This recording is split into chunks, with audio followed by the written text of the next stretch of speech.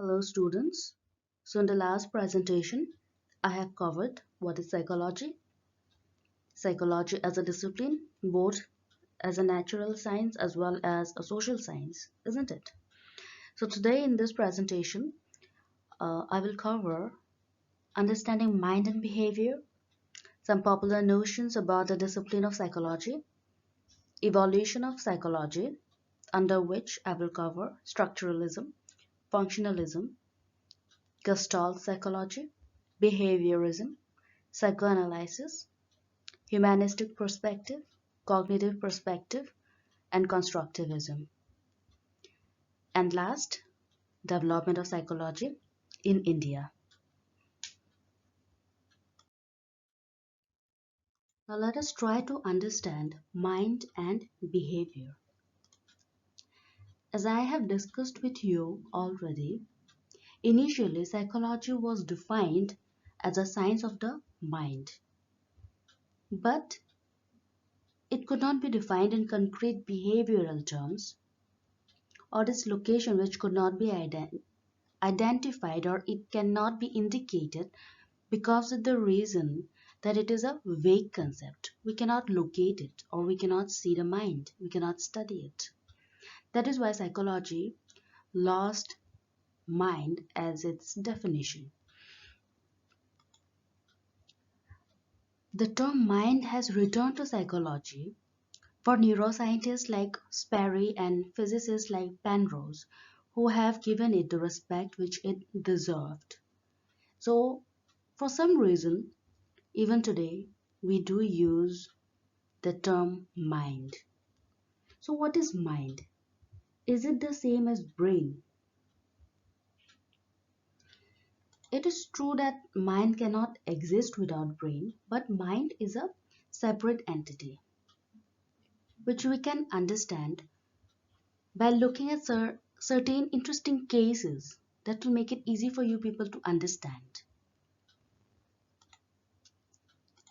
So, do you all know that our brain, it has certain lobes in it? The cerebral cortex, it has been divided into certain lobes which are responsible for certain activities.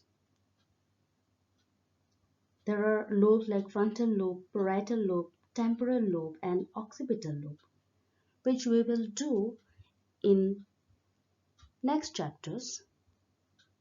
But in this case, it has been focused on the occipital lobe, and the occipital lobe is responsible for vision. That means it is directly linked with our eyes. So whatever we see through our eyes, those are basically the images, isn't it? And the information it carries to the brain through the occipital lobes, it becomes easier for us to understand what we are seeing. So in this case, what happened is that some patients' occipital lobes were surgically removed and have been found to be responding correctly to location and configural of visual cues. Now just imagine, if your occipital lobes has been removed, will you still be able to see? Will you still be able to behave or react to the locations, to the configural visual cues just the way you did earlier? Yes or no? Here, in this case, it has been found that they were responding correctly. Do you know why? Because of the mind. Now see, those occipital lobes were removed surgically. It, it is not mentioned over here that the patients were born blind. Yes? So before they were surgically removed, of course the patients were able to see. So with the help of the locations or the images or whatever video situations they were in, they already knew about it from beforehand. That is why even after removing the occipital lobes, the patients were able to walk or go around in their home without any difficulty. Next case was that of an amateur athlete who lost his arm in a motorcycle accident but continued to feel an arm and also continued to feel its movements. See? So when offered coffee, his phantom arm reached out to the coffee cup, and when someone pulled it away, he protested. Why? Because even after he lost his arm, he still felt that there is a phantom arm because he was still not used to an lost arm.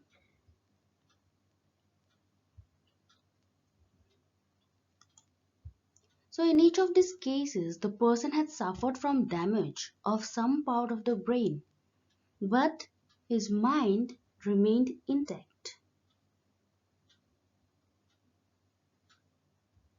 So it was earlier believed by scientists that there is no relationship between the mind and the body and that they were parallel to each other. Now recent studies in affective neuroscience have clearly shown that there is a relationship between mind and behavior. And it has been shown that using positive visualization techniques and feeling positive emotions, one can bring about significant changes in bodily processes.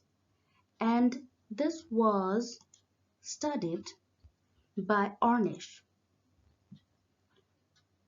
So Ornish has shown in a number of studies with his patients where he studied that a person with blocked arteries was made to visualize that blood was flowing through his or her blocked arteries. And after practicing this over a period of time, again and again, there was significant relief obtained by the patients as the degree of blockage became significantly less. So it was just through the use of mental imaginary. Okay, the patients were asked to imagine that there actually was blood flow in their blocked arteries. Through their blocked arteries, they could feel the blood moving. So, the use of mental imagery, the images generated by a person in his or her mind, have been used to cure various kinds of phobias. Phobias that are irrational fears of objects and situations. And through this, a new discipline called psychoneuroimmunology has emerged, which emphasizes the role played by the mind in strengthening the immune system. And this indicates that there is a relationship between mind and behavior. Now, psychoneuroimmunology, psycho means the mind, neuro is the brain, and immunology, it is our immune system. Okay? Now let us see some of the popular notions about the discipline of psychology. Now see, we as human beings, almost every one of us, try to understand why someone behaved in the manner in which he or she did and come up with ready explanations. And not only this, you all have also seen that most of us have developed our own theory of human behavior. Agree? You also have your own theory in understanding human behavior.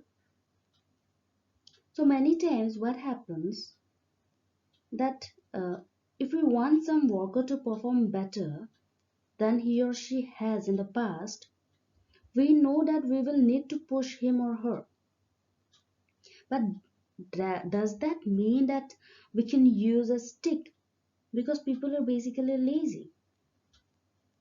If we beat up the employer with a stick, will that person work faster?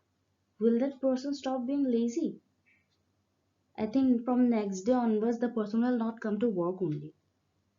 So such popular theories have uh, been around from person to person, which are basically based on common sense. And this may or may not be true if investigated scientifically. Okay? So, commonsensical explanations are based on hindsight and explain very little. I can give you here an example which will make it clear. Now, listen carefully. If a friend you love goes away to a distant place, what will happen to your attraction for him or her? Now, for this, there are two sayings which you may recall to answer this question. Now, one of them is out of sight, out of mind, and the second one is distance makes the heart grow fonder.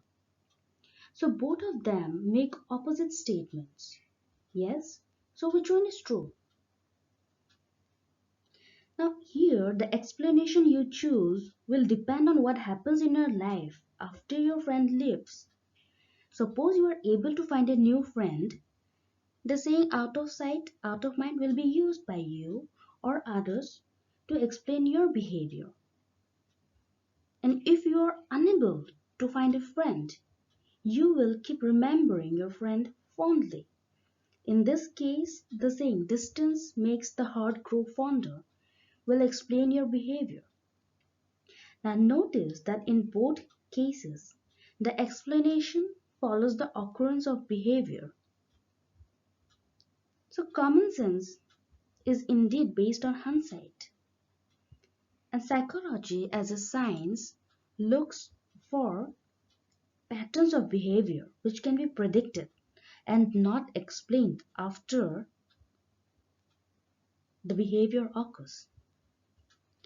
And scientific knowledge generated by psychology often runs against common sense.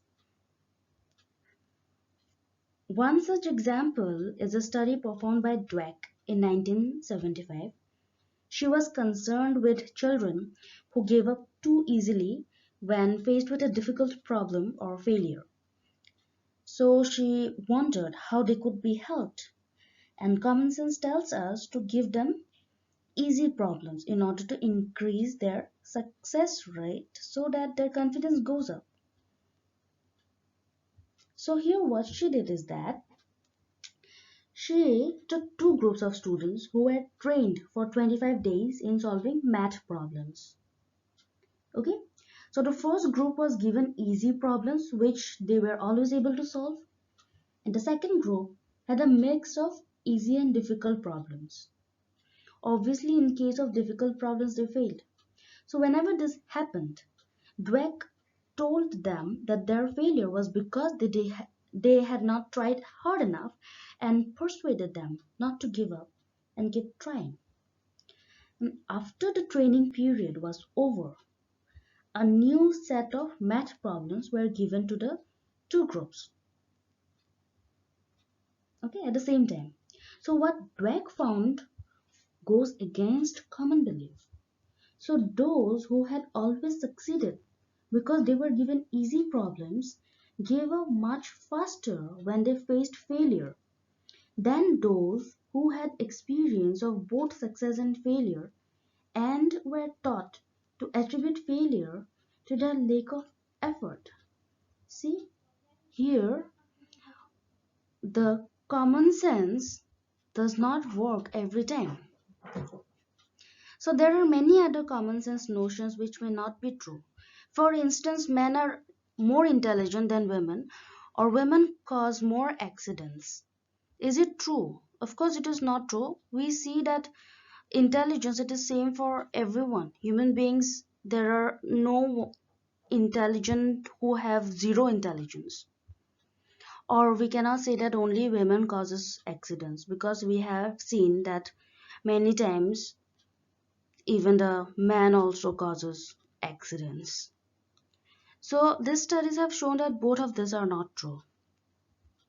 Also, many times we see that from commonsensical point of view, you will often hear if people ask you what subject you have taken in school, and you say your answer will be, I have taken psychology as one of my optional subject. People will be awed by the choice you choose, and they will ask you, oh, you have taken psychology. Can you look at my face and tell me what I'm thinking right now? So, in that case, this is from my personal experience too. So, if you face any question like that, tell them politely that psychology is a discipline which does not engage in face reading. Psychology is not face reading, or astrology, or palm reader, because those are different things. Here we cannot just look into a person's face and tell that person's what he or she is thinking. Okay?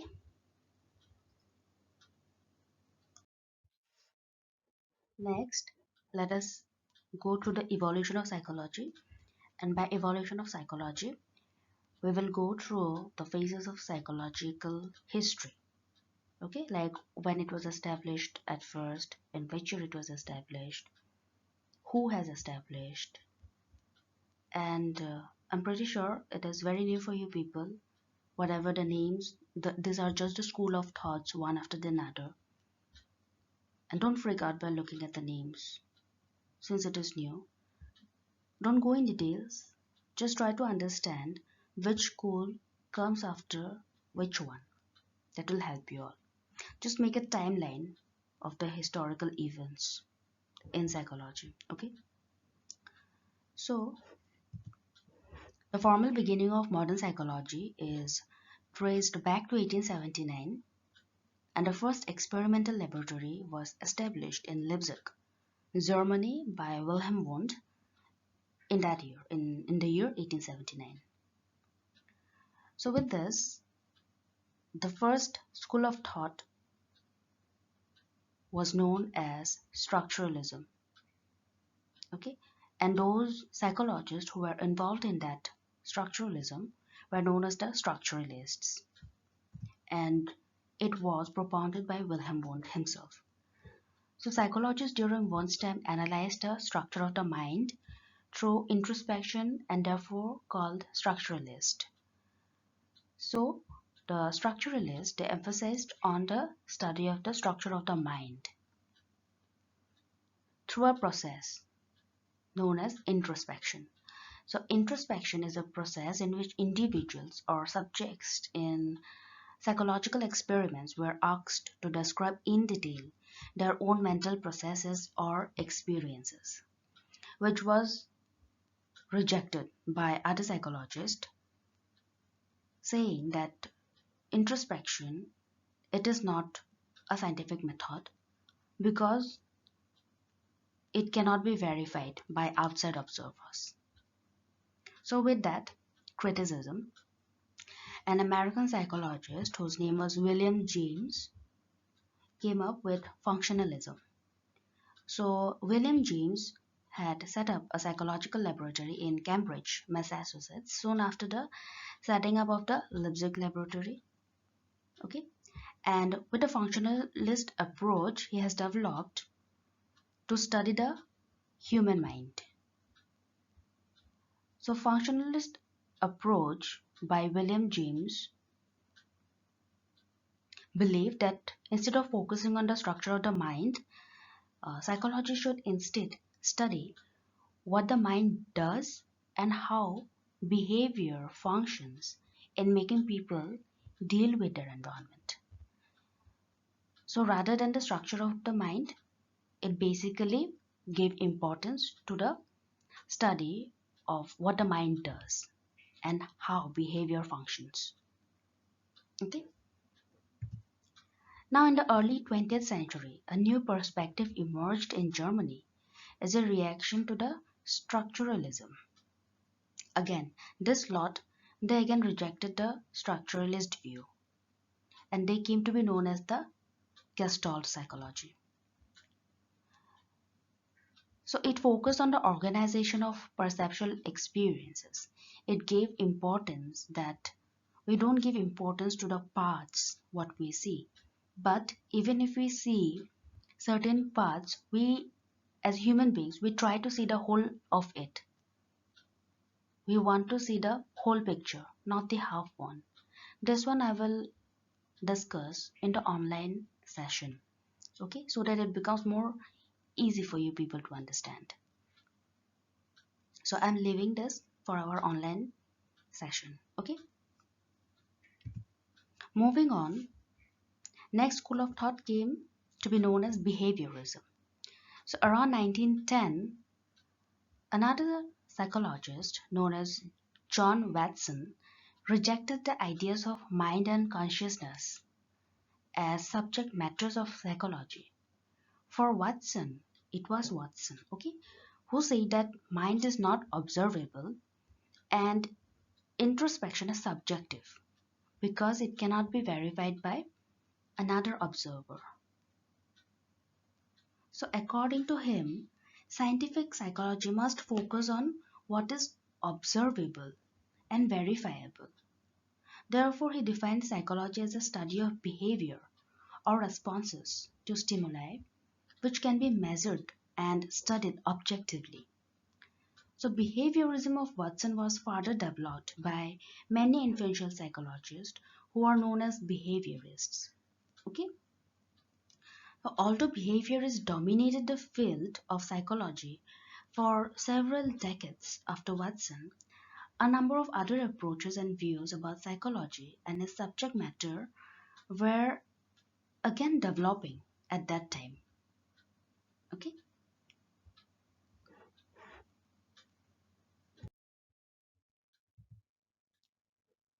so it was one person who shook the world with his radical view of human nature, and it influenced lots of people.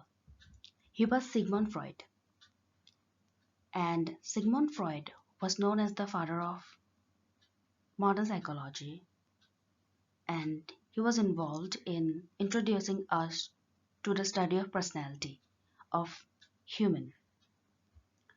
So Freud viewed human behavior as a dynamic manifestation of unconscious desires and conflicts. So it was Sigmund Freud who gave so much emphasis on the unconscious desires which we as individuals might have inside us. And it was he who found the psychoanalysis as a system to understand and cure psychological disorders.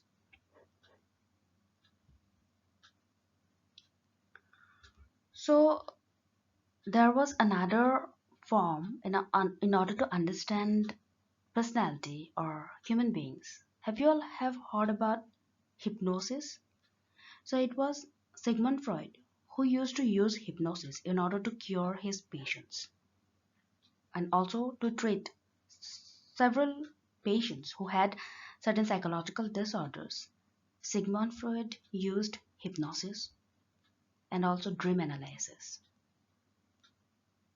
But then there was another lot of psychologists who denied the fact what Sigmund Freud emphasized on the unconscious desires.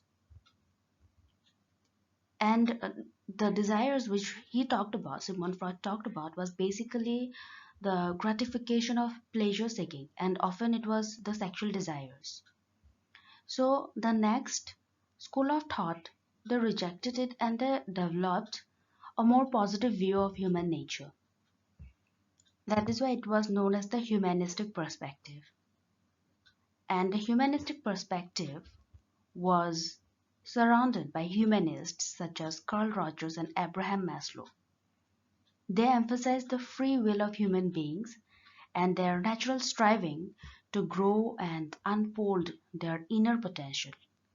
And they argued that behaviorism, with its emphasis on behavior as determined by environmental conditions, undermines human freedom and dignity and takes a mechanistic view of human behavior, human nature. So these different approaches filled the history of modern psychology and provided multiple perspectives to its development. With that, there is another perspective known as the cognitive perspective. And this cognitive perspective, it is nothing but a combination of the Gestalt approach and structuralism. Okay, and it focuses on how we know about the world. So when we say cognition or anything related to our cognitive aspect, we mean that it involves thinking, understanding, memorizing, and a whole host of other mental processes by which our knowledge of the world develops. So mind, according to this view, is like a computer, and it receives, processes, transforms, stores, and retrieves information. With this, there is another school of thought known as constructivism. So, modern psychology views human beings as actively constructing their minds through their exploration into the physical and the social world. So, Vygotsky, a Russian psychologist, suggests that the human mind develops through social and cultural processes in which the mind is viewed as culturally constructed through joint interaction between adults and children.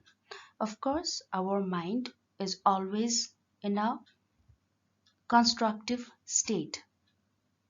It always constructs something or the other out of it. That is why the modern cognitive psychology, they call human beings as actively constructing their minds.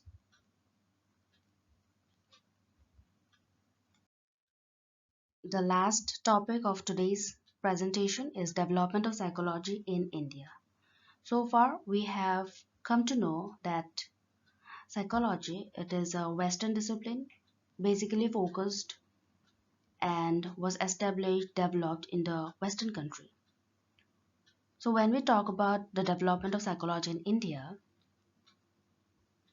so in India, it still continues to be dominated by Western psychology, although some attempts have been made to find points of departure both within the country and abroad. So the modern era of Indian psychology began in the Department of Philosophy at Calcutta University, where the first syllabus of experimental psychology was introduced and the first psychological laboratory was established in 1915. Calcutta University started the first department of psychology in the year 1916. So earlier it was in the Department of Philosophy. Later on, in the year 1916 only, Calcutta University started the first department of psychology, and in 1938, another department of applied psychology was established. Okay, so there was another psychologist from India whose name was Durganand Sinha, and he has written a book named Psychology in a Third World Country, The Indian Experience, which was published in 1986 and traces the history of modern psychology as a social science in India in four phases. So these four phases, again I'm saying don't have to go to in detail, just understand it. Okay. So till independence, it was a phase with emphasis on experimental, psychoanalytic and psychological testing research which primarily reflected the development of the discipline in Western countries. So in the first phase till independence in India, we were still following the Western countries' way of studying psychology. The second phase, till the 1960s, was a phase of expansion of psychology in India into different branches of psychology, and it sought to link Western psychology to the Indian context. The third phase, it was post 1960s phase of problem oriented research.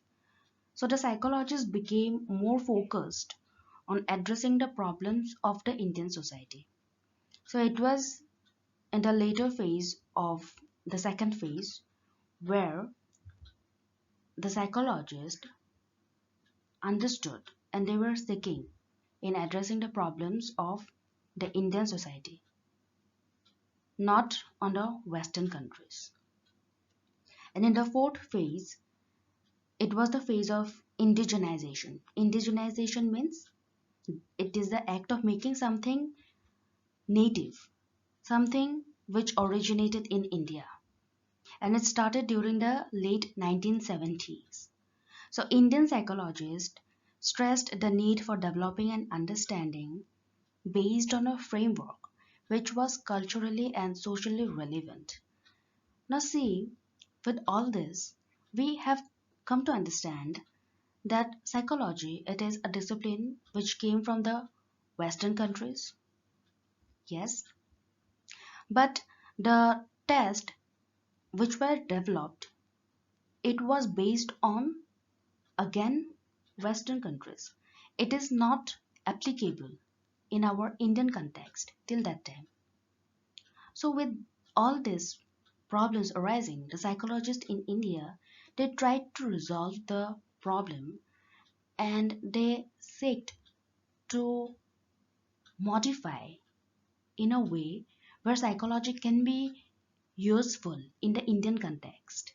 So they developed the syllabus of psychology, they developed the discipline of psychology in understanding the Indian cultural context and also the society of India, and based on a framework which emphasized on culture and society, which ultimately was a evolution of psychology in India. Okay, so with this, today's presentation is over, and try to understand once again, and if you have any doubt, you can ask. Okay, thank you.